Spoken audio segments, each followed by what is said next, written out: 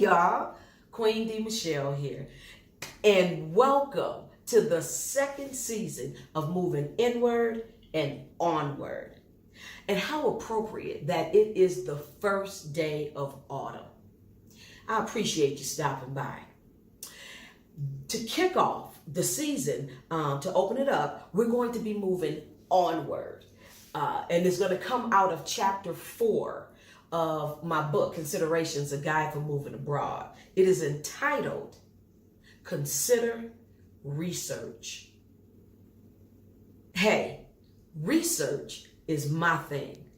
It's a very strong part of a skill set that I developed over time during my 27-year career in education.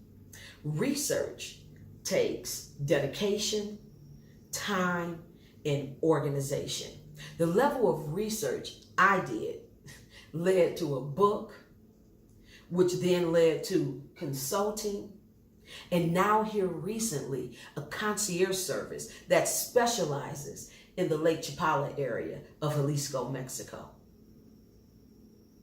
What are the essentials that need to be researched thoroughly when you're planning and preparing to move abroad? And where do you find that information? And how do you organize it so that you land safely and softly when you move abroad? Now, so that you are not all over the place in terms of research, answering questions about how you see yourself living abroad will help you narrow your research, and it'll drive the what of your research. But there are 3 common essentials which need researching regardless of where you land. And they are, number 1, climate. What kind of climate do you see yourself living in comfortably? I know here in the lakeside area, we have what they call an eternal spring. Now, it's a dry spring and a wet spring, but it's still spring nonetheless. And that I can deal with. Another essential is distance and location. How far do you see yourself being able to live away from the States? How far, how many hours can you see yourself on that plane if you have to get back to the States? And also the location. Do you want to be by water? You want to be by mountains? Or you want to be by both? There's a difference between a lake and an ocean. So, and the climate is also different as well. That's the second thing. And then the third is the expat community. I mean, is there one? If you're looking to make connections because you're an extrovert, and you're looking for activities and connections in that way, check out the expat community. If you're an introvert, you don't want to move to a place where everything is, live all the time. So those 3 things should be thoroughly researched. Climate, distance and location, and the expat community. Where does one look to find answers to their questions and other information? The internet has changed the face of how we research. And those who are challenged in navigating the internet will have limited ability to do a thorough research. In that case, I suggest someone should be hired to assist you with all that it takes in your planning and preparing. Those who don't use social media also really limit themselves as well. Not using social media like Facebook groups can really put you at a disadvantage, I believe, when you're planning to set up and live in a foreign country. I joined certain Facebook groups specific to the Lake Chapala area. Now, be mindful when you are joining these groups. There is and etiquette. And it's better to ask questions as part of your research rather than a blanket question, which indicates that you want all the information that someone else's research did just given to you on a silver platter, and just because you asked. Cyberbullying is real, and people can be vicious out there in cyberland. So be careful. YouTube.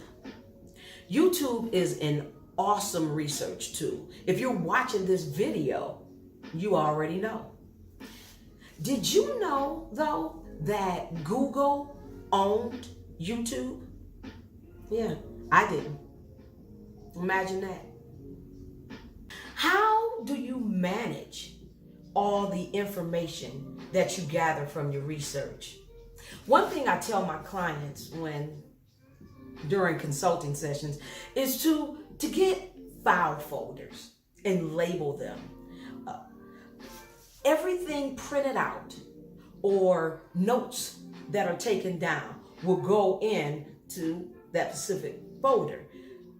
Several of my chapters of my book were actually folders at one time. I had a folder for all the immigration info that I was gathering. That became chapter 3, consider a visa. I had a folder for my finances and the budget that I was trying to work out so that I can live here comfortably. That became chapter 2, consider finances. And I had a folder for rentals too. All the rentals that I was checking out at the time, they all went inside a folder, dated, noted. I tell you, organization of information is key when you're researching.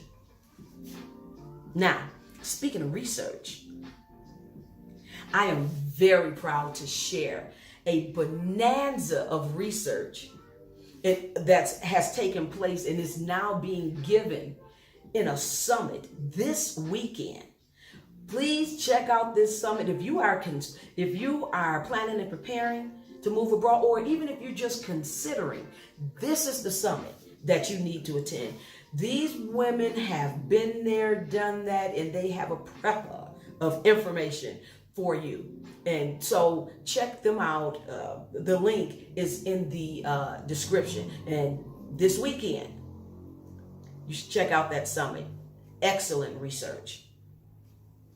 Now, my final say on research is this. It's coming out of on page 41 of my book, and it says,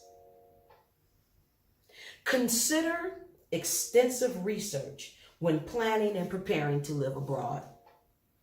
It is extremely important that your interests are accessible and represented in the local area where you decide to move.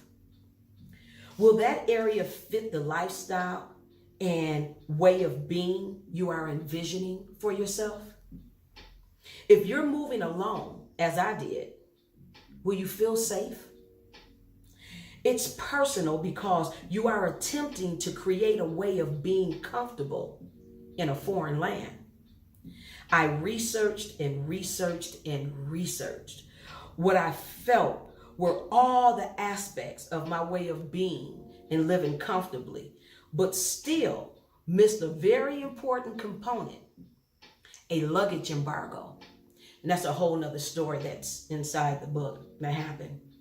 Goes to show that you may not think of or catch every aspect, but get as close as you can.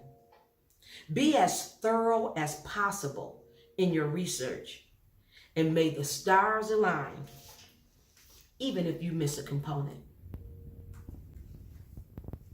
Now, next week, we move inward. It's entitled, Our Concept of Self.